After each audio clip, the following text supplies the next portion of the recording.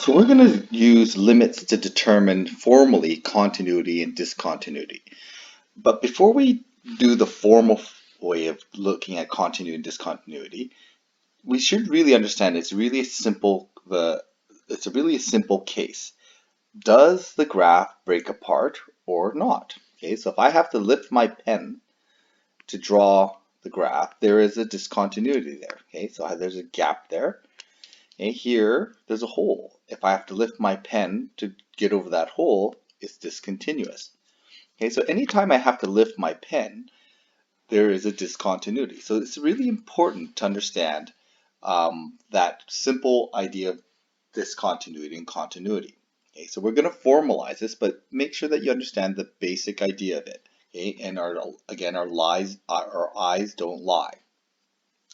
So, at what points of this is this graph discontinuous? Well, it's discontinuous at x equals -4, okay, because there's a gap there. Okay, at x equals -2 because there's a hole there. And again at x equals 1 because there's a gap. Okay, so these are called jump discontinuities. This is called a removable discontinuity.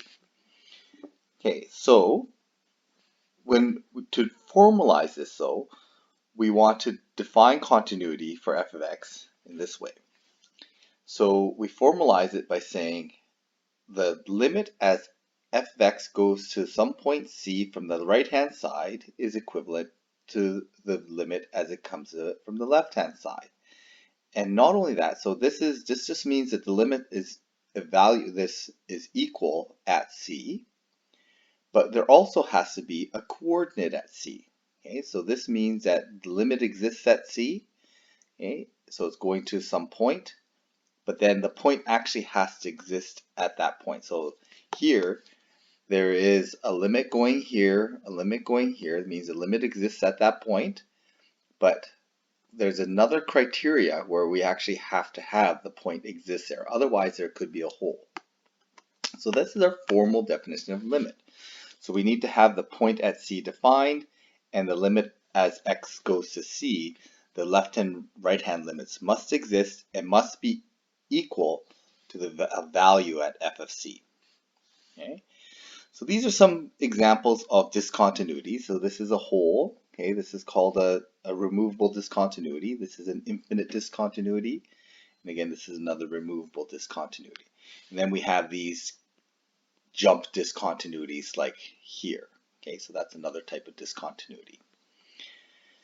So the limit at c doesn't exist as a finite number. So sometimes here, although this is something that I made mention of before,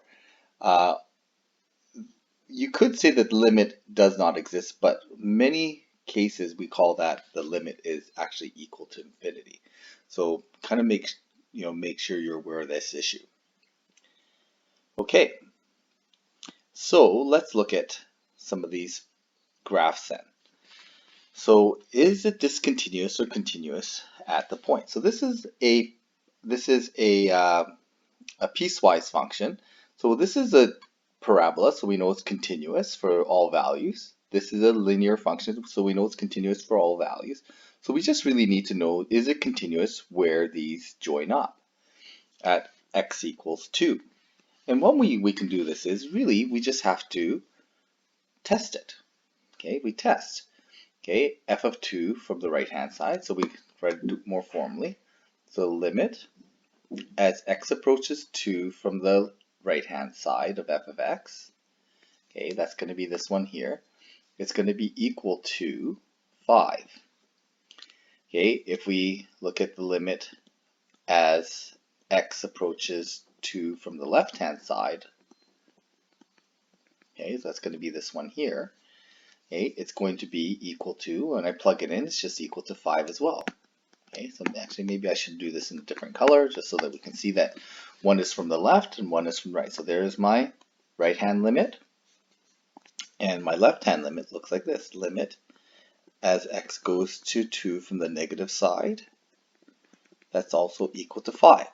So, and it is also defined at 5, so this is continuous. So this is a continuous function. Okay, so this is continuous. just going to make this different conclusion here. It's continuous. Okay, so is this function continuous for all real numbers? Yes, because the parabola and the linear function are defined for all real numbers. So what does this graph look like then? Okay, the graph's going to look like this. It's going to be a parabola for x values bigger than 1. So at x equals 2, y is equal to 1, 2, 3, 4, 5. Okay, and it's going to be a parabola going up like that. And then for x values less than or equal to 2, actually this should be a hole there with in blue. Okay, at x equals 2, y equals 5. Okay, and then for the linear function part of it, it's going to be a slope of 2 and a y-intercept of 1.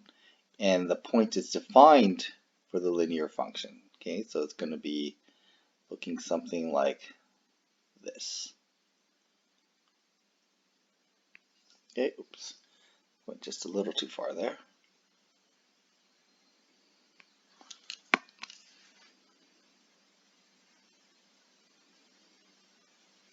Okay, so it's a linear function, and then it transitioned to a parabola at that point. Okay, so this is what the graph looks like. Maybe I should just graph that, the rest of that. Okay, that y equals, it's going to look like this. Okay, and this change this, it's going to look kind of like that, and the graph of the parabola essentially is going to look like that. Okay, so this is our function. We can test for continuity by basically, and so maybe I'll highlight this. Our test for continuity is looking at what's happening at that break point, at the where we're transitioning from one function to the other. Okay, so same thing here. We have a hole at x equals 1. Okay, so we know that that is a hole. And we know that we have a function, the function is defined at that hole at x equals 1, y equals 3. So this is defining that point as a piecewise function. So does it have a limit at x equals 1? So we're going to test this. Okay, so we're going to actually do formal limit here. So the limit as x goes to 1 from both sides of this function, and I'm going to factor it because I know I'm going to need to simplify this. I have my 0 divided by 0, and when I cancel out the divide by zeros and evaluate the function, I get y equals 2. So it does have a limit. Okay, so limit is equal to 2. So this is this part here. Is this continuous for all real numbers? No, because although it has a limit, the value at x equals 1 is not the same as the limit. Okay, so what ends up happening is this. We end up with a graph. Okay, it's going to look like this. Y equals 2. Okay, oops, sorry. It's going to be x plus 1 at x equals 1. Okay, so it's going to be a hole here. It's going to have a slope of 1. Okay, so there's my function. And then at x equals 3, okay, at x equals 1, y is equal to 3, so the point's defined here. So this is a removable discontinuity. It is not continuous. So this is not continuous. Okay, and it doesn't pass our formal definition of limit, or formal definition of continuity, although it has a limit. The limit is not equal to the value of f at that point.